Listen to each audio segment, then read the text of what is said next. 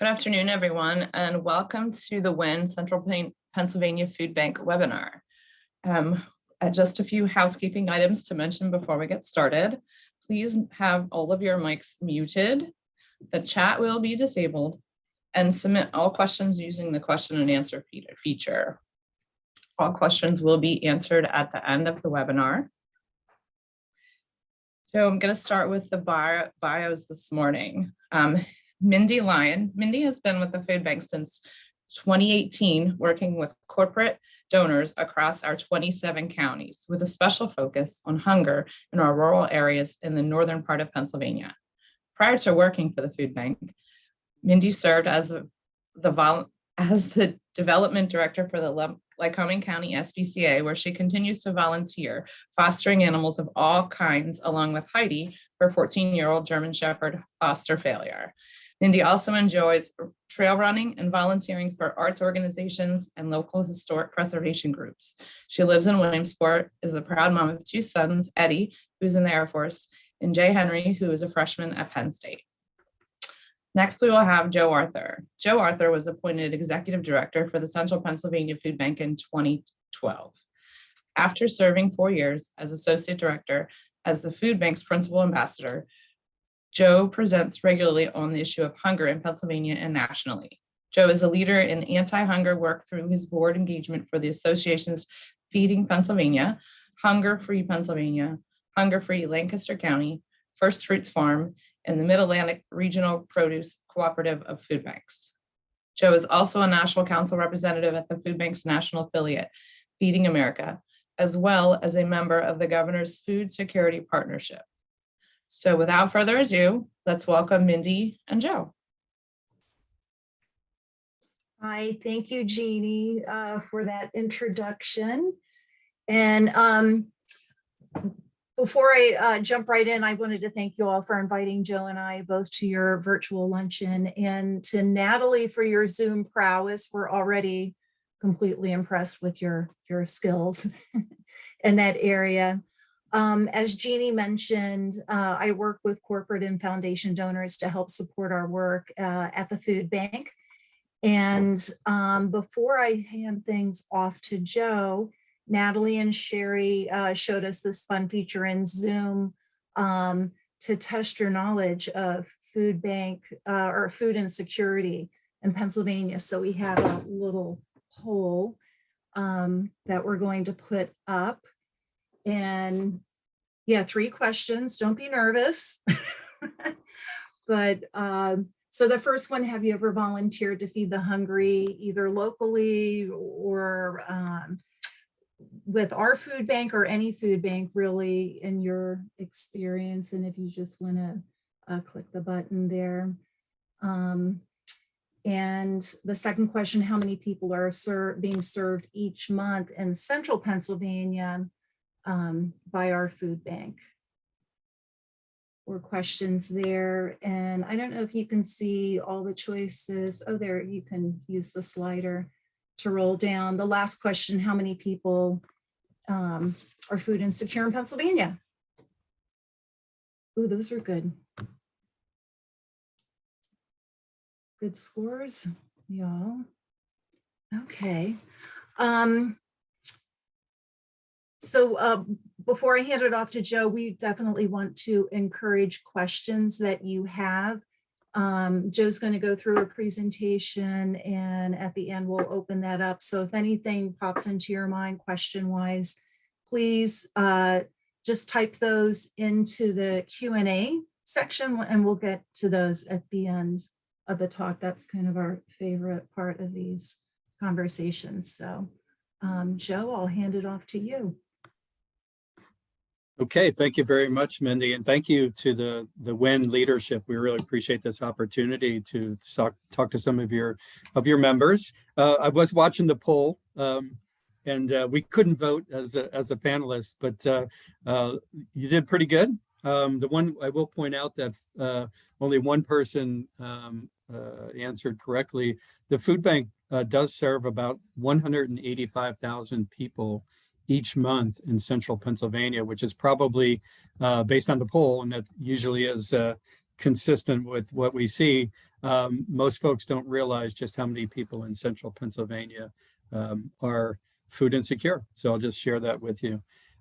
You had my bio already, but I did want to share prior to joining the food bank, I was introduced as a volunteer and as a volunteer board member with the food bank way back in the year 2000 to 2005. So my relationship with the food bank goes back to my prior career, which was in accounting and finance, and particularly in community banking. So, so have some facility with that side of the business world, and I'm blessed to have the chance to have come to the food bank and lead the food bank. So this is what I love to do, and I appreciate the opportunity to share with you. Would like to let our visuals do the talking. So Natalie, if we can run the How the Food Bank Works video, that would be great. Our mission is fighting hunger, improving lives, and strengthening communities. The Central Pennsylvania Food Bank serves hundreds of thousands of individuals, hardworking families and their children, seniors and veterans. Everyone deserves access to good, nutritious food, and enough of it to live healthy, successful lives. You may wonder, how do we do that? What is a food bank and how does it work?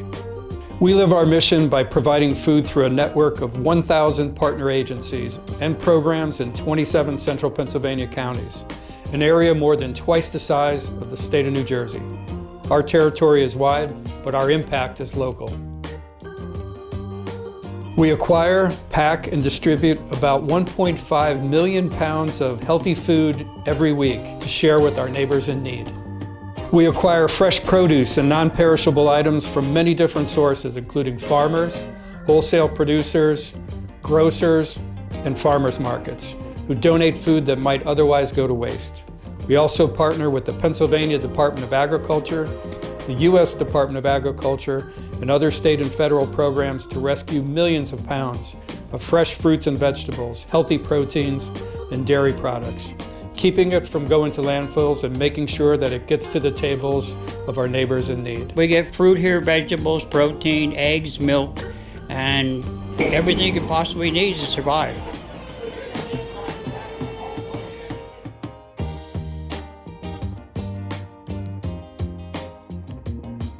Monetary gifts from virtual food drives, individuals, and corporations go a long way. Every $1 donated helps us provide up to 6 nutritious meals. $1. With our buying power, we can get really good food such as fresh produce, dairy, and center-of-the-plate proteins in bulk quantities at less than wholesale prices.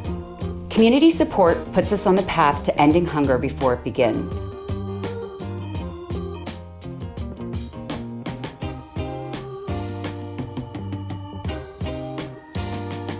Volunteers are the heart of our mission. Thousands of volunteers inspect our items for quality control. They then sort the items into larger bins and then packed into smaller boxes to help ensure that our donated and rescued food is ready for easy distribution. And in times of a disaster, whether they impact all of our communities, like the COVID pandemic, or in certain communities like our Susquehanna River towns, during and after flooding events, the Central Pennsylvania Food Bank is ready to respond. This is like a big family here, a love. Because if they didn't care, they wouldn't be out here trying to do this. The food that we pack is distributed to our partner agencies throughout our service territory. Local food pantries, soup kitchens, senior centers, emergency shelters, schools, VFWs, and even hospitals order a variety of items online. Our fleet of trucks delivers these items to our partners, and they share the much needed food with their community. Our partners are on the front line of ending hunger. They connect us to our neighbors who are working hard to put food on their tables, but need a little extra help. So no matter where you live in central Pennsylvania, everyone can have access to nutritious food. To sustain our mission of feeding our neighbors at the local level, the food bank shares its resources to invest in these critical organizations.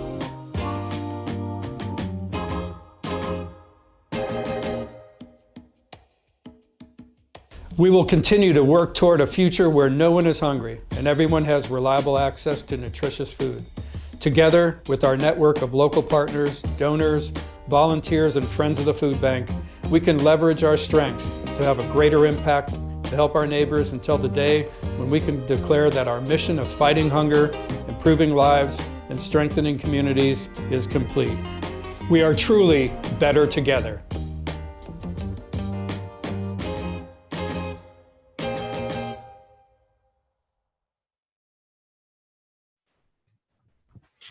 Okay, well, I hope you enjoyed that video as much as we do. That really shows our mission. A lot of our team members, partners that we work with, volunteers, really all aspects of our mission, our donors, donors of food, Wise, Giant, other grocers, everybody involved with making sure that everyone in central Pennsylvania has enough healthy food every day. So hope you enjoyed that. So we serve, Central Pennsylvania Food Bank serves those 27 counties that are listed on your screen. And it's quite a good sized territory. You know, when I'm in Pennsylvania talking, I'll make this next statement. It's actually a little bit larger than the entire state of New Jersey in terms of square miles in that territory. So as you might imagine, to help people throughout over 18,000 square miles, we need a lot of help. So beyond our volunteers that work for us and our donors, we have over 1,200 organizations, we call them partner agencies, that work with us to reach people right in their neighborhoods. So folks are not driving to Harrisburg from Potter County and the like, or to Williamsport, which is where our second hub is in northern central Pennsylvania. So we need those partners. It's really a symbiotic relationship, and they have the deepest connections with our neighbors in need. And our job is to make sure they have enough healthy food at all times to serve the need in their communities. So next slide, please. I wanted to, we have about 13 minutes, so I'm going to move pretty quickly. And just as a reminder, if you do have a question, make sure you put it in the Q&A so that we can address those around 12:30. We'll start the question and answer session. So don't hold your questions, don't forget them, put them in the Q&A. So what is food insecurity? Often we use the word hunger, but the word hunger can be a little bit misleading and a little bit too sort of all-purpose. So food insecurity is a tighter definition, gets to more of what we're trying to address here. So someone who is food insecure, or a family that's food insecure, has a lack of consistent access to enough food for an active, healthy life. So not just any food, but enough nutritious food to really live their best life. So it's a very simple definition, and that is the definition that we use. So we're not confusing that with sort of I'm hungry or day to day, you know, the typical person using that phrase. Food insecurity is systemic. It is a big issue, a big challenge across the United States, across the world, really. And we're certainly not immune from it here in central Pennsylvania, even though we're really the garden spot of the state. Next slide, please.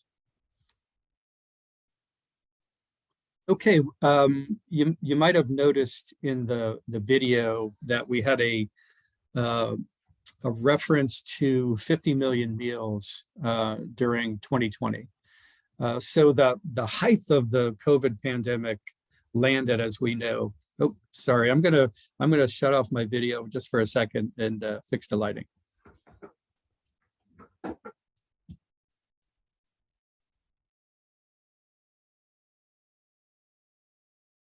Sorry about that. We have energy saving lights here, and I just demonstrated them for you. But in any case, the pandemic ran from, as we know, from March 2020 through 2021 into 2022. But the real heart of the pandemic landed in our fiscal year for our food bank, which runs from July 1 through June 30th. So that particular fiscal year for us was just immense in terms of the need that we were addressing. But looking at the years 2019, 2020, and 2021, this map visual is really effective for showing just how much food insecurity increased from the pandemic. So in 2019, the left-hand side, you see a lot of lighter colors. And if you look at the legend up near the top, the lower end of that food insecurity range, of course, any food insecurity is an issue. But as those percentages go up into the teens, that points out real challenges for those communities and challenges to make sure that everybody has enough healthy food. So in 2020, during the height of the pandemic, we see our entire service territory, and this would have a similar trend for the entire United States, but we see the darkening of the colors county by county, getting up into the 13, 14, 15, 16% range. At that range, you're talking about 1 in 7 people who are struggling to put food on the table. And probably an even worse statistic, children, more like 1 in 5 during that time period, just incredibly high levels. The amount of need in our territory went up about 40% in the height of the pandemic, 40%, just an incredible increase. The other thing you notice here, those darker colors tend to be concentrated in our more rural counties. So our part of Pennsylvania, as you know, in your business, we have a chunk of the northern end of Appalachia, so very rural, more challenging in terms of employment opportunities, a lot of miles between service providers, all of that. So in rural areas, hunger is on a percentage basis a bit more prevalent and harder to serve. So that makes our job here in central Pennsylvania a little bit harder. And then as we move forward into 2021, we actually see some improvement or some lessening of food insecurity, excuse me.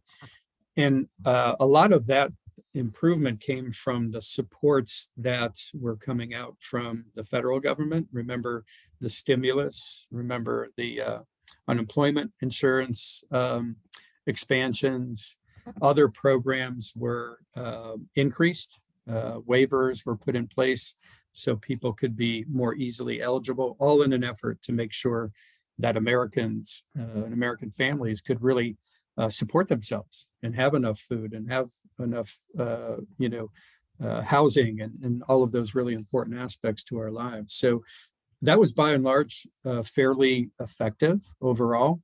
But you can see in 2021 that we hadn't quite returned to the status quo of 2019, which itself, was challenging. And in 2022, which is not on the map, I will tell you that we are seeing a slow but steady increase in the amount of calls for help to the food bank, visits to our food pantries, our partner agencies, and also the amount of food that we're providing out through central Pennsylvania. All of those are telling the same story, that there's a steady increase as a lot of those federal support resources have tapered down, and we're all facing inflation, right? So we all know what's happening at the gas pump, the grocery store, you name it, costs are going up. And if you're right on the line, this is a very, very difficult situation. So we are seeing more people needing some help. Next slide. So our neighbors in need are just like the rest of us. Things happen that, throw you into a situation where you just can't get it done as far as making your, budget, meeting your budget, right? Feeding your family. It can happen. We learned in the pandemic, at one point, we were up to near 40% of the people coming for help were brand new, had never come to a food bank, a food pantry, never made a call to a helpline, all of a sudden, their plant closed, whatever. And so we kind of all learned this lesson that, it could happen to anybody. So, Tiffany and her family from Lancaster County, fairly typical. And we all went virtual, right? And that means kids weren't being fed in school, right? No school lunches when you're virtual. All kinds of things were happening to challenge families. In Lancaster County, even though it's the garden spot of the garden spot, one of the largest growing counties, agriculture in the country, actually was facing the same challenges as every other county in the United States. People having trouble getting enough food. And then the family of Austin and Tioga County, that situation was a double job loss. Both Austin and his wife lost their jobs because of the pandemic, 2 jobs in one household. She fortunately since then has been able to regain employment, and Austin is working part-time, but they're still struggling. They have not returned to the standard of living that they were used to before.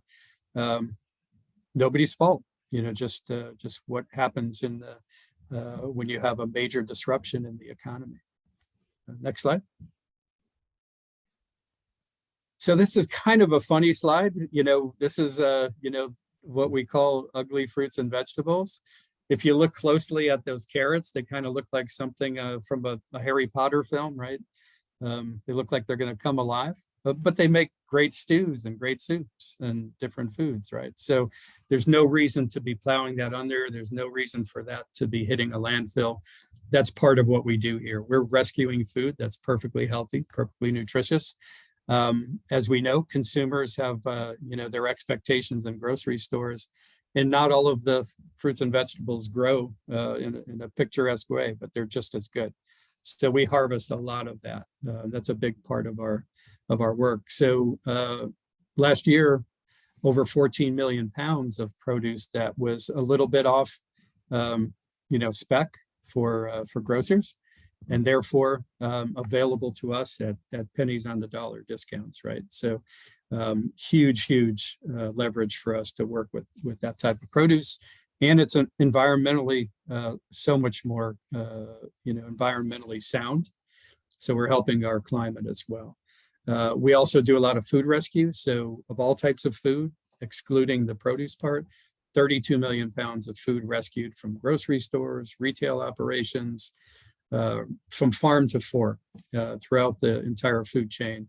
We're rescuing food with over 300 food companies and growers and orchards and the like. Very proud of that, including with our dairy farmers. So we distributed 6 million servings worth of fresh milk last year, serving being 8 ounces of milk. So we are a major provider of milk to people in central Pennsylvania that are struggling. Very proud of that. Next slide. Just to give you a quick sketch of some of the programs that we do that are specialized. So we serve a lot of children, youth programs. Throughout our mission, that measures to about 190,000 kids and teens during the course of a year that we're serving throughout central Pennsylvania. Incredible number. Our senior programs, we distribute healthy senior boxes to seniors throughout our service territory. And right now we're actually doing some home delivery right to their homes using DoorDash. We're actually in an effort right now to scale that up. Really excited about that because a lot of our seniors are isolated, not able to get out and get their box from, say, a senior center. So we'd take it right to their home. Military Share is a special program. Very few food banks in the country actually focus on veterans and military service families. We do. We know the challenges in that community. We work with military service organizations, and we have now 38 sites throughout our service territory where we're focused on veteran and active duty military families that are struggling. We're very proud of that. We built that from scratch, and it's the largest program of its type in the United States. Health innovation, we're doing a lot of great work with healthcare partners and health insurers to help people who are struggling financially still be able to follow their doctor's orders. So we're working directly with healthcare on interventions and really starting to scale that work up. Very innovative. We're very proud of it and looking for good things in the future on that front. And then SNAP outreach to help people receive SNAP benefits so they can add to their resources and shop right in the grocery store. We're not trying to, create a second grocery store system at the food bank. We want to help people connect so they can shop the way we all like to shop, either in the grocery store or online. Next slide. And what we like to tell folks is for every $1 that's donated, we're able to provide about 6 meals worth of healthy groceries. Pretty incredible. Can't get that one on your own as a retail shopper. Very proud of that. You heard that in the video as well. And also letting you know that volunteers are the heart of our mission, right at the heart of our mission. Last year, over 84,000 hours donated by about 10,000 volunteers. And that only counts in our 2 warehouse hubs. The rest of our partner agencies are primarily volunteer-based as well. So multiples of that 84,000 when you think of our whole network. And then we'll go to the next slide. So there's different ways to join us to fight hunger. So volunteering, donating, helping us advocate with legislators. Those are all great ways to help. And you can do that right in your community too with one of our community partners. And you see some images of our volunteers helping, including police that happened to be in Harrisburg during the pandemic. Next slide.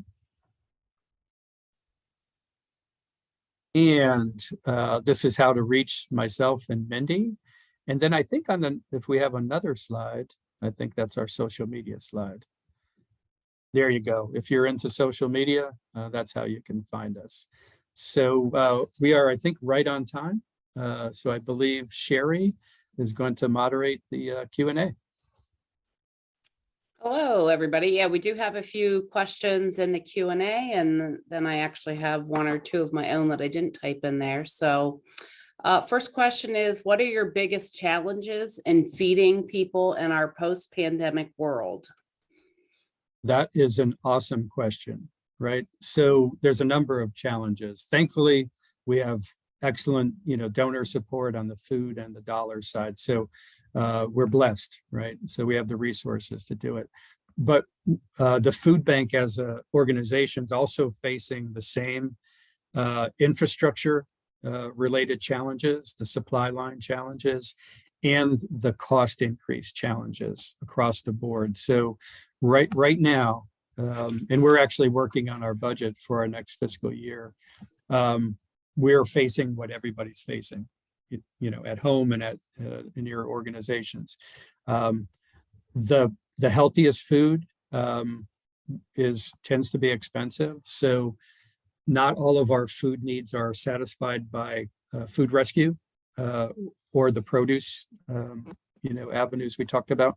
So we do have to buy a lot of food, and truckloads of food are going up in cost, just like everybody's food is going up in cost. But really across our whole mission, we employ 130 people. We have 28 trucks. Those trucks burn diesel fuel. Anybody that's burning any kind of fuel knows costs are going up. But if you're burning diesel, you're spending $5.75 to $6 a gallon. Our trucks get about 8 or 9 miles to the gallon because they're big trucks, right? So we love our team. They deserve to be paid well. But of course, salaries and wages also going up pretty much across the board. We're dealing with that. So I would say that's probably the #1 challenge right now, is just navigating this whole environment to do our mission. All right, thank you. Next question is, how do the NAP tax credits work? And I'm not even sure what NAP means. So I guess, what are NAP tax credits? How do they work? And how can I convince my company to take advantage of them? Yeah, you're in luck, Sherry and team, because I do know what NAP means. It stands for the Neighborhood Assistance Program. That's a state of Pennsylvania, Commonwealth of Pennsylvania program that provides tax credits for organizations that are helping people with their needs, right? So in our case, there is a very specific part of the NAP program called the Charitable Food Program, and that's right at the heart of our mission. So a company or even an individual can make a donation. We prefer monetary donations, but can make a donation to the food bank. And if they have Pennsylvania tax liability, they receive a credit of 55%. Now they have to be willing to go through a whole rigorous application process and follow up and all of that. So we don't have many individuals that actually do this, but we do have companies. And it's a very effective way for them to stretch their contribution dollar to the food bank. A 55% credit is a pretty rich credit, right? So anybody who's interested, either on the call or if you know a company, your company or another, they can reach out to Mindee, and she will steer you to the exact right person here at the food bank. We have an expert here that manages that program. So yeah, we'd love to talk to you about that. There's always opportunities there. Yeah, and it is a little bit of a rigorous program, if I can just weigh in, but we try to make it not hurt so much. So. All right. Do you have any like underused services? Like, is there an area that it would help for us to advocate or share because there's room to help more people? Yeah, you know, the very biggest one is that SNAP program that I mentioned. In the old days, people used to call that food stamps. It's no longer food stamps. It's actually an access card that you can use in the grocery store. But a struggling family can often qualify for like upwards of $300-400 in those benefits per month. You know, you lose your job and you're not able to feed your family. Eligibility is not that difficult. The process is challenging, but we actually have a helpline group that actually answers the phone and actually does the applications online for people.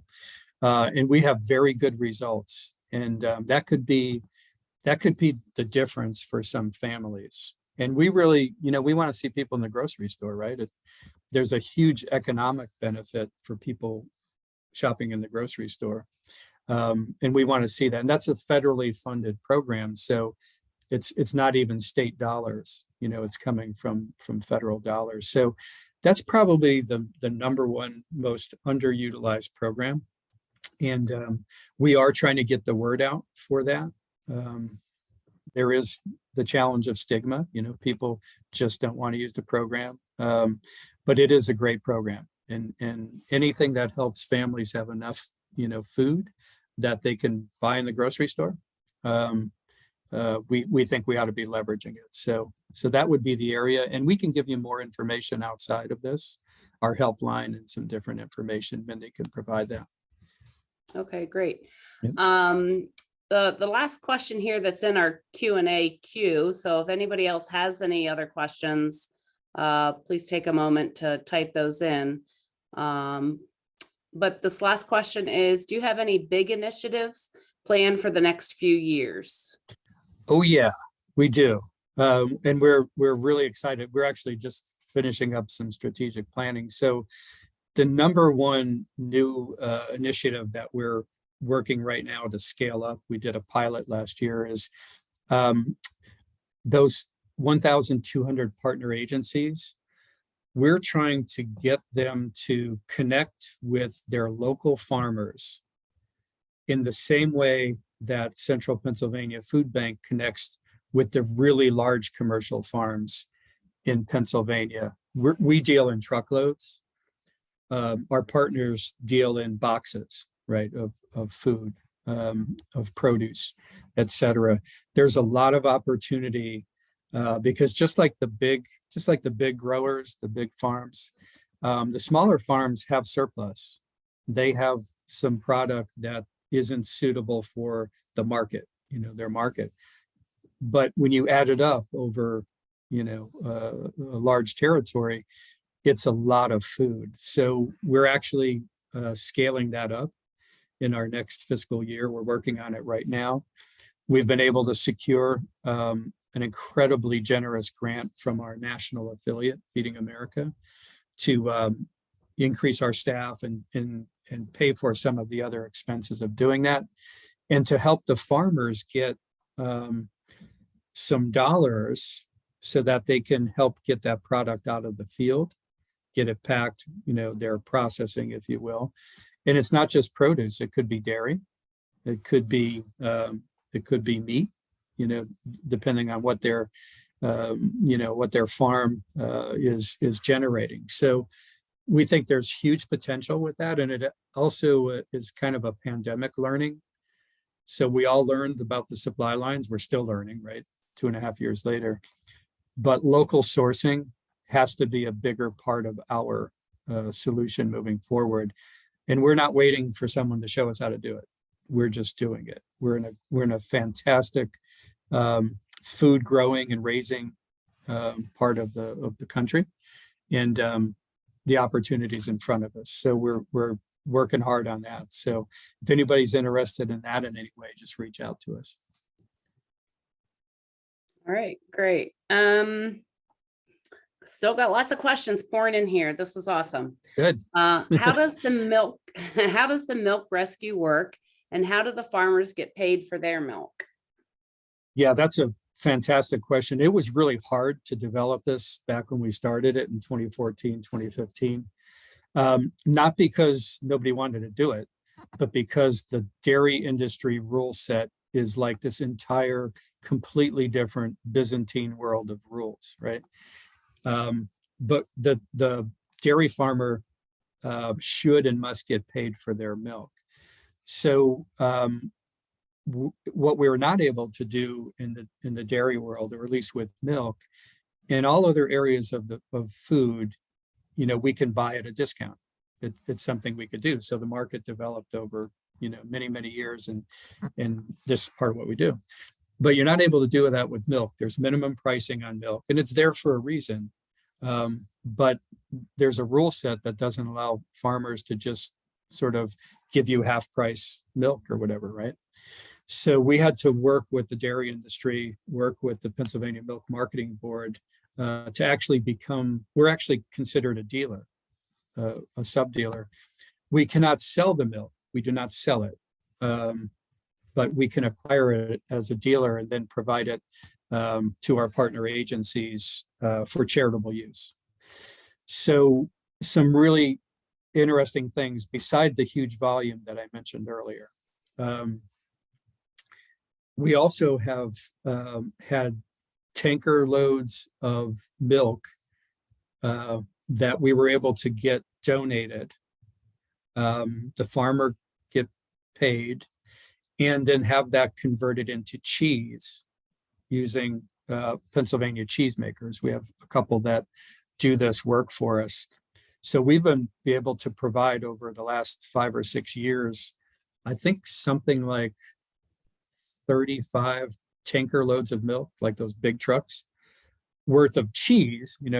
It's reduced down, of course, in size and weight, but an incredible amount of healthy, freshly made cheese packaged, all of that right here in Pennsylvania, and have enough funding to pay all the people to make that happen without a profit margin, just removing the profit margin. It's been incredibly successful, but we feel we've got one of the best programs in the country to help our dairy farmers. And our clients want milk and dairy. So it's a way to make sure that they can have that, because it's pretty expensive, right? We know milk and cheese are expensive products that take a lot to produce, but it's a way that everybody can be satisfied here, and nothing goes to waste, right? Yeah, that's awesome. I know you guys do a lot. I kind of remember back when in 2015 or so, where it was just a hope you could start distributing, more Right. fresh foods and fresh milk, and who doesn't love cheese? Right. Yeah. Right. Yeah. Okay. So next question, are there income limits, income requirements for food bank or pantry? Yeah, there are. There's an organized intake process. Now know that when someone presents themselves as in crisis and need, they get served. But there is an intake process, and the vast majority of our partner agencies use something that's issued by the state of Pennsylvania called a declaration of need form, and it has income thresholds based on family size. And that's used as it's a requirement in any government funded programs or government provided food programs. But it serves as just a pretty good intake tool for everything, for donated food, purchased food, all of that. So there is an intake process at each partner agency, and it's usually using that declaration of need form. So there are it is means tested, if you will, but it's voluntary information. Great. And I think we're coming up on our last question that's in the Q&A at the moment. Can natural gas and oil companies offer any other specific assistance to help in the fight against food insecurity? Yeah, I first of all, I want to thank our energy companies, and Mindee is part of our development team, and also one of our team members that's been primarily focused in recent years on our growing energy industry, and we've received a lot of support from companies and from employees from our energy companies. So I'm gonna kick to Mindee just to get her thoughts, but that's just a big thank you. Pennsylvania's energy industry across the state, and we have brother sister food banks across the state, have been generous in supporting this mission. Yeah, we've gotten to know a number of your energy partners before the pandemic, but really your community really stepped up during the pandemic, just met a number of new friends in your industry as a result, unfortunately, of the pandemic. So we've really appreciated the support and volunteering as well. And I know a number of your groups have come together individually and as a sort of a co-op of energy folks coming in to volunteer, which has been really fun. And I know we've got a couple dates set aside just for the WEN network that we're going to talk about before we tap out. But you're a fun, competitive group in the warehouse to back with. I'll say that that's always been a lot of fun. Yeah, and I'll just add one thing, Sherry. So we talked about the dairy programs we have here. Pennsylvania's energy industry, certain players have been extremely supportive and generous to that project from the start back in 2014, helping us really get that off the ground and then scale it up. So I don't want to name names, but Pennsylvania's energy industry has been very generous, particularly to our dairy program. And Mindee, if we have time, just like take a minute. I think you and I talked about, the donating of real food. You're kind of trying to replace some of that. If we want to have a food drive or something, there's like an online food drive that it's more monetary rather than dropping off foods that might not have a long shelf life or something like that, if I understood that correctly. Yeah. Maybe just share, just a few seconds on a little bit more information about that, because maybe the people that are listening, maybe they could organize something like that within their company. Sure. No, thanks for mentioning that. Yeah, we've moved to a virtual food drive platform it's labor intense for us to handle the smaller quantities that tend to come in when individuals are donating food and bringing in food from food drives.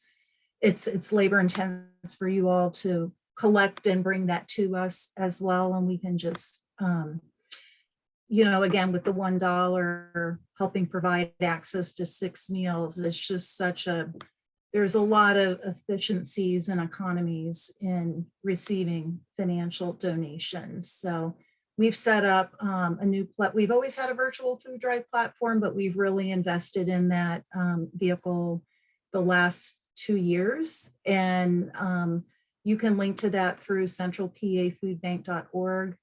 It's pretty prominently placed on our homepage, and we try to make it pretty easy and not many clicks to make a financial donation. But if you are, I know some folks do like to give physical food, they just want that experience. We have a number of partner agencies that are happy to receive food in that way. Just the nature of the scale that we operate, we're just not as efficient in handling that quickly. Great question, though. Thanks, Sherry. Yes, thank you both. Jeannie's gonna take over at this point with a couple final announcements, and it was great seeing and hearing from both of you today. So I'm gonna go off and let Jeannie close. Thanks, Sherry. So I want to thank you, Mindy and Joe. That was an amazing and informative presentation. And I know, as you know, just myself personally, can't wait for the volunteer day next week, because Hummel Station, the company that I work for, is a power plant in Selinsgrove. We're actually bringing 3 volunteers next week with us. My general manager is coming, and myself, and our EH&S specialist. And I believe that we also just made a monetary donation to the food bank as well today. Wow, So thank you, Jeannie. Oh, you're very welcome. Our company that owns us is very generous with giving us charitable donation money throughout the year, and encourages us to volunteer and to spend it and to support our community. So they're really good about that. So again, the final thing I want to mention is the upcoming volunteer dates at the food bank. The first one will be May 3rd from 9 to noon. And then there will be a second one, July 14th from 9 to noon as also. And these are at I did have the location. Yeah, they're in our Williamsport. The Williamsport, that's at 3301 Wahoo Drive, Williamsport. I just didn't scroll down far enough. This is for a maximum number of 15 volunteers for each event. So it is a first come, first serve. But I think that it'll sound fun. And I like Mindy said about how we are competitive when we come. So I'm anxious to see how much fun we have when we get there. So again, thank you all very much for this today. And I can't wait to see you folks next week. Thank you so much. We really appreciate it. It's been a lot of fun. All right, Welcome. thanks, everybody. Have a great day. All right. Bye. You too. Bye, all.